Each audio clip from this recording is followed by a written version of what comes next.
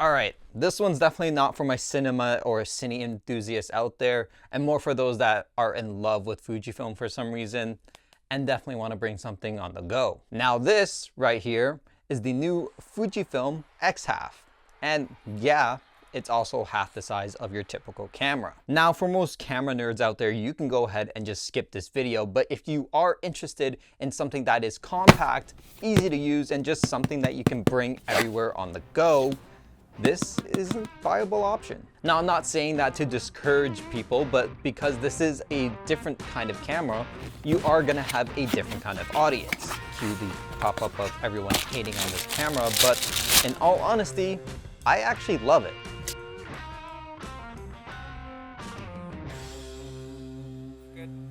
Now we will be breaking down the actual quality and specs of this camera, but we'll also talk a little bit about who this camera is for and why you might want to actually use this. So let's get into it. Now the Fujifilm X-HALF isn't your typical camera just because of the fact that this is a crop sensor camera that's vertical. And that's what you might call a half frame camera. In layman terms, there's a full size sensor, then you have a crop sensor, and then you just kind of cut that right in half. And that's because back in the day, for those that shot 35mm film, there was an option to actually cut that right in half and take 2 pictures on one slide. And that's what this essentially is, but in a digital form. This sports a 17.7 megapixel sensor inside in a vertical format, and only features a 1080p video resolution. Now it doesn't shoot any raw format video or photos, it only shoots JPEGs. So for those looking for a camera with a lot more capability for professional use, this probably isn't it. And because of the fact that the video specs only shoot at a 1080p resolution at either 10 or 50 megabits per second, it's kind of iffy.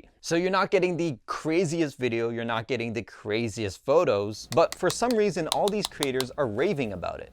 And that's where we get into the build of this actual camera. Now, as you can tell, this is a fixed lens here, so this definitely isn't coming off, but at a focal length of 10.8 millimeters with an f-stop range that stops down at f2.8. And yes, this is a manual ring here. This is going to be a pretty wide camera, or so you thought, because a 10.8 millimeter lens on a half frame sensor pretty much equates to the 35mm full frame equivalent, which kind of creates a perfect look for those that want to do a point and shoot style. And because you're able to fit all that in this tiny frame, this is a little bit more enticing for those that just want to grab and go. Now it does come with a manual viewfinder here, which comes pretty useful for when you use the film simulation mode. We'll talk a little bit more about that in a second, but you also do have that screen over here. And because of that sensor size and positioning, you actually shoot vertically versus horizontally, which took a little bit of getting used to. Because when I wanted to shoot horizontal, I would turn it this way, but if I needed to just shoot regularly,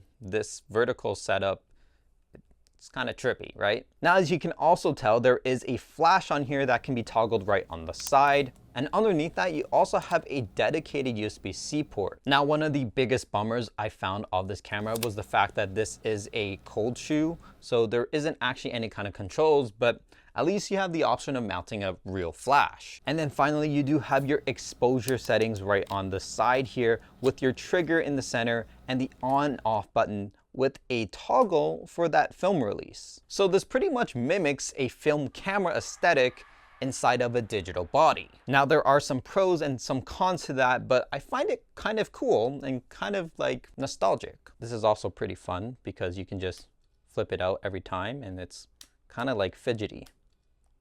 Yeah, pretty cool. Now on the bottom, you still have that quarter thread, but you also have a battery compartment with swappable batteries with your typical Fuji battery, I guess. And then you also have your SD card that is also slotted in there. Now, as you start to look at that build quality, you'll also notice that leather wrap all around and that nice plastic framing, questionable, but also makes sense if you want it to be light, but plastic framing all around the camera. It does come in a black, a silver, and a space gray. Space gray is kind of my favorite, but this is also a pretty nostalgic look if you like it. And carrying this around, I did like that silver look to it, but you'll also notice the absence of any kind of weather sealing. And for a camera that isn't actually made to be taken out in any kind of professional or harsh environments, it would have been nice to see something that had some weather sealing, just because, as you know, most people that are going to be purchasing rocking this are going to be those that are just bringing it around with them everywhere they go. So if you're at a restaurant, you spill some water on it,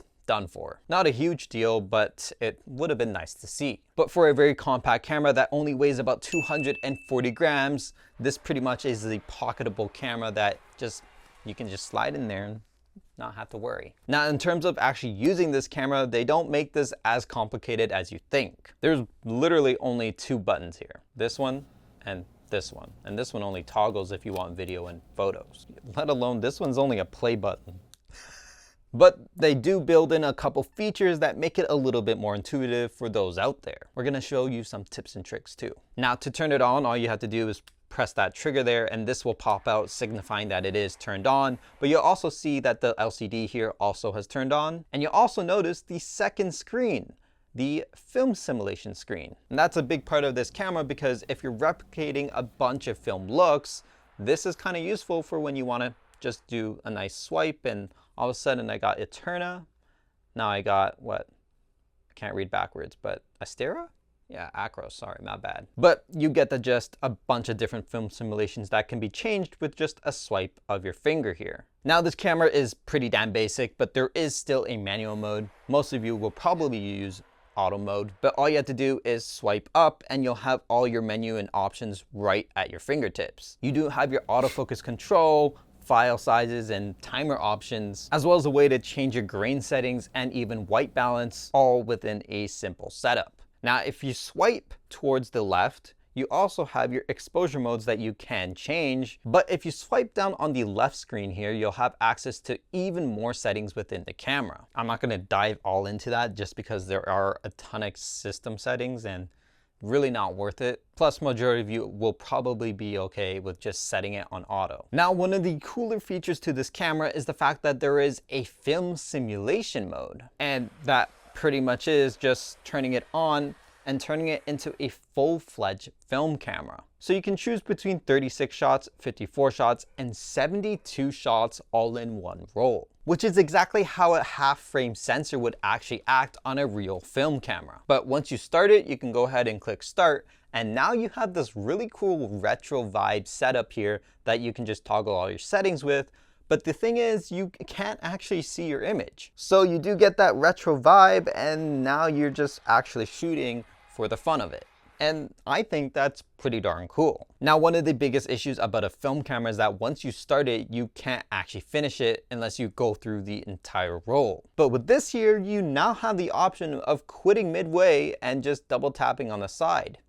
Boop, boop, and now it just fake rolls back in. Pretty cool. They even simulate the fact that if you are in that film mode, every time you take a picture here, you do have to roll this back. And I like that. But they also give it an actual purpose when you're in digital mode. By pressing down on the lever, you actually have access to viewing your previous photo. But if you go ahead and take a picture here and then go ahead and pull it back, you now put it in the double simulation mode or half frame mode, whatever you want to call it. Essentially, you get this really cool layout of it looking like a film roll, and it takes 2 of your photos and places them into one slide, which is pretty cool. But aside from all of that, is this a good camera? And in my opinion, I really do like this, and I think I would get something like this if I didn't already have everything else that I owned. Being someone that does like to swap their lenses on and off, I don't like the option of the fact that you can't actually do that. I never really liked the X100VI or the 5, but I do think that they're great cameras.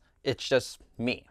Now, for those of you that do like the fact that this is a fixed lens and just want something more compact to bring around that has a pretty cool feature on the back, this is pretty darn useful, because I don't think you're actually going to find any camera that is smaller and lighter than this that just replicates an actual film aesthetic. And because most people that are buying this don't want to deal with any camera settings in depth, this is pretty much your go-to point and shoot, but for the modern age. Now, there are a couple reasons as to why you might see a lot of photographers or professionals just completely upset with this. And there's 1 or 2 reasons that are valid, but for the most part, this just isn't for them. Now, I did say 1 or 2 reasons, and there are genuine concerns about this camera. One being the price tag. Because for a camera that is this small, plasticky, and doesn't actually have a ton of features, the premium price tag of $1,000 just isn't it for a lot of people. You could almost just go and buy your own film camera and shoot about like 3 or 4 rolls before you actually equate to something like this. Now granted, you don't actually have to process and do any physical film, but because that price tag is set so high, it's kind of hard to justify when you can get something like an XM5. And there you can honestly just buy a single lens and do the same thing, but you do have the option or the ability to grow from there. Another thing I was a little bit concerned about was the fact that the video quality was only set to 1080p. And the fact that the audio and video quality aren't at all on par with the photos that are coming out of this just kind of baffles me as to what was going on with the choices made. No matter what I did, and changing settings and changing any kind of video quality, even up to 50 megabytes per second, I still didn't see any kind of quality change. And I think that's partly due to the fact that they really wanted to replicate that old school camcorder or that old school film vibe, which I totally get. And that's kind of why you have a film simulation right on the side here, so you can simulate that. However, being a set kind of setting just doesn't make sense to me. And finally, the last thing I kind of have an issue with is the fact that the left side screen here is a little too small for my liking, and the fact that it's actually not as responsive as you think. Finger here. There it is. There it is. Okay. Most of the time, if I was switching between film simulations or wanting to end a roll, it was not that responsive. I would tap like a million times and it still wouldn't work. Now, you heard the pros and you heard the cons, but in reality, this really is up to you. I think if you're someone that does content or just wants something that is easy to use, fun to bring around, and something that you could just give to a friend and have them use as well, this is a really good option. It's not complicated, it's not overly done, and when you look at it, it's definitely aesthetic. Because I do have the XM5, when I was going out and just wanted to choose between one or the other, most of the time I did pick this up just because I really liked the fact that it was easy to use. Now, that was mainly for the fact that I wanted other people to also use this camera and have fun with it. But if I was going out on my own and I knew that I wanted to use the XM5 more, just because of the fact that it had a bunch more settings to utilize, that was probably the option instead. So at the end of the day, a very fun camera. Now, if price isn't an issue and you just really like that Fujifilm aesthetic, this is definitely for you then. But if you're a professional and you already have a ton of cameras and just are looking for something easy to use, I would definitely recommend something else other than this. It's not bad or anything, but just as a photographer, creator, and someone that utilizes a lot of different cameras, I would probably pick something else. Anyways, if you liked this video and you want to see more Fuji content, let me know in the comments down below. But if you haven't already, maybe subscribe, maybe give this video a like. I don't know. I don't really care. I'm hungry. You want to get food? Yeah, I want to get food. Maybe I'll bring this along with me.